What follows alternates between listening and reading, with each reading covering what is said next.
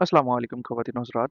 आज की इस वीडियो में हम देखेंगे कि कैसे हम हमारे कस्टमर के लिए डिलीवरी को मैनेज कर सकते हैं। उसके काउंटर पे आने के बाद हम उसके दिए गए ऑर्डर को कैसे हमारे डाटा सिस्टम में एंटर कर सकते हैं। तो यहाँ पर हम हमारे कस्टमर को सिलेक्ट करते हैं। सिलेक्ट करने के बाद हमें नज़र आ जाएगा कि आज की तारीख या प्रीवियस किसी दिन की तारीख डालते हुए हम उसके ऑर्डर की आउटस्टैंडिंग अमाउंट या फिर कितनी एम्प्टी उसके पास मौजूद है और लास्ट किस वक्त हमने उसको ऑर्डर दिया था, ये सब डिटेल्स हासिल कर सकते हैं। इसके साथ-साथ अगर कस्टमर ने ऑर्डर हमें लाइव दिया है यानी दुकान पर आने के बाद, तो फिर हम कोई राइडर सेलेक्ट नहीं करते और अगर राइडर ने इसको कोई ऑर्डर पहुँचाया है तो हम उस केस के अंदर हमारा राइडर सेलेक्ट कर लेते हैं। अगर हम चाहते हैं कि हम उसके लिए ऑर्डर की डिटेल्स ऐड करें और उसकी क्वांटिटी चेंज करें, तो इस लिहाज से हमारा ऑर्डर भी अपडेट हो जाता है और साथ-साथ उसका बिल भी जनरेट हो रहा है।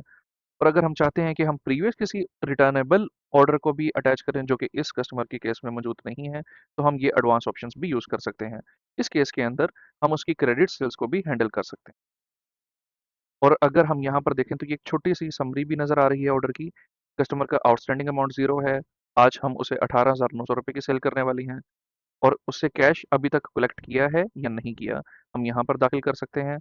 और फिर उसके बाद यहाँ पर हमारा मुकम्मल बिल समरी के तौर पर जनरेट हो रहा है। मिसाल के तौर पर हम यहाँ पर दर्ज करते हैं कि हम कस्टमर से 20,000 रिसीव कर रहे हैं। इस केस के अंदर कस्टमर ने ₹1100 हमसे बकाया लेने हैं और अगर हम चाहते हैं कि कस्टमर की दी गई वैल्यू को हम मुकम्मल बैलेंस कर दें जो कि उसने अदा की है, तो यहाँ पर हमारा मुकम्मल लेजर भी अपडेट हो जाएगा। इसी के साथ हम सेव डिलीवरी पर क्लिक करते हैं और यहाँ पर ये हमारे प्रीवियस ऑर्डर के साथ ट्रैक भी होना शुरू हो जाता है। डिलीवरी रिकॉर्ड्स के अंदर हम तमाम तर हमारे प्रीवियस ऑर्डर्स और उनका लेन-देन भी देख सकते हैं। गलती के इम्कानात को कम करने के लिए यहाँ पर एडिट की ऑप्शन हर वक्त मौजूद है ताकि आप इसे अपडेट कर सकें। लेकिन बेहतर हिकमत अमली यही है कि पहली बार हिसाब-किताब करते हुए इसे ठीक तौर पर एंटर किया जाए और अगर गलती से कोई ऑर्डर 2 बार दाखिल हो जाता है तो आप उसको यहाँ से डिलीट भी कर सकते हैं। और अगर आप चाहते हैं कि आप 1 माह से ज़्यादा या कम किसी खास दिन के अंदर उस स्पेसिफिक कस्टमर का ऑर्डर रिकॉर्ड देखना चाहते हैं, आप वो भी देख सकते हैं।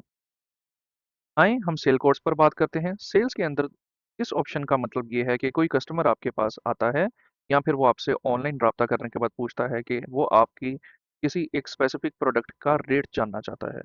तो आप उसको अपने सेल में एंटर करने के बजाय सिर्फ कोटेशन भी सेंड कर सकते हैं। जैसे आएँ हम हमारी पहली कोटेशन बनाते हैं।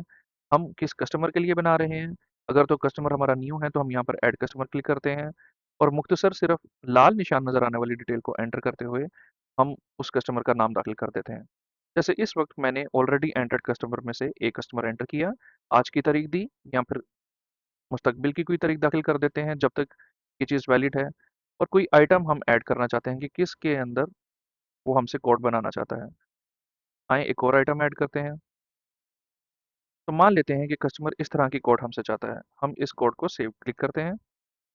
इसको हम प्रिंट भी कर सकते हैं, जो कि एक मुकम्मल सफ़े पर प्रिंट आ सकता है और आप उसे कस्टमर को दे सकते हैं या फिर आप एज़ अ पीडीएफ भी कस्टमर को दे सकते हैं। इसके बरक्स अगर आप चाहें तो आप इसे ऑनलाइन कस्टमर को ईमेल, व्हाट्सएप, टेलीग्राम या फिर एज़ अ इमेज कॉपी करके भी क्लाइंट को दे सकते हैं। यहाँ पर सेव इमेज की ऑप्शन भी मौजूद है, तो जो आपको बेहतर लगे आप कर लें। अब हम मान लेते हैं कि हम दोबारा हमारे डिलीवरी पर आ जाते हैं और यहाँ पर हमारी कोड ऑलरेडी मौजूद है। क्योंकि उस कस्टमर को हमारी कोड मुनासिब लगी, तो हम उस चीज़ को डायरेक्टली सेल में भी चेंज कर सकते हैं। यानी ये कोड डायरेक्टली डिलीवरी या सेल में भी तब्दील की जा सकती है। इसी के साथ मैं इस कोड को यहाँ पे डिलीट कर सकता हूँ और अगेन हम देख सकते हैं कि हमारी कोड अपडेट हो चुकी है। पेमेंट इन के अंदर हम तमाम तौर पर हमारे अकाउंट्स के मामलात को हैंडल करते हैं, जिसके अंदर हम कस्टमर का नाम, फ़ोन नंबर या एड्रेस को डालते हुए कस्टमर सेलेक्ट कर सकते हैं और उसकी दी गई अमाउंट को अपडेट करते हुए उस कस्टमर का खाता अपडेट कर सकते हैं। अगर तो कस्टमर ऑनलाइन अमाउंट भेजता है तो हम यहाँ पर बैंक की ऑप्शन या चेक की ऑप्शन को क्लिक करते हैं और उसने किस जैज़ कैश, ईज़ी पैसा या बैंक अकाउंट के ज़रिए अमाउंट भेजी, हम यहाँ पर नोट में भी वो दाखिल कर सकते हैं। इसे सेव करने के बाद वो सारी अमाउंट यहाँ पर शो होने लग जाती है, जिससे हमारा खाता मुकम्मल तौर पर ऑनलाइन और महफूज़ हो जाता है, जो कि तमाम तौर पर हमारी ऐप के अंदर किसी भी जगह पर आने वाली पेमेंट के ऑप्शंस के साथ सिंक्ड है। यानी आपका डाटा यहाँ पर आपको डैशबोर्ड या फिर तमाम तर जगह जहाँ पर अमाउंट्स लिखी हैं, वहाँ पर नज़र आ रहा होगा। इसी के साथ सेल्स की तमाम ऑप्शंस को हम इख्तिताम करते हैं और हम डिस्कस करेंगे कि नेक्स्ट हम परचेज़ को कैसे हैंडल कर सकते हैं। बहुत शुक्रिया। अस्सलाम वालेकुम।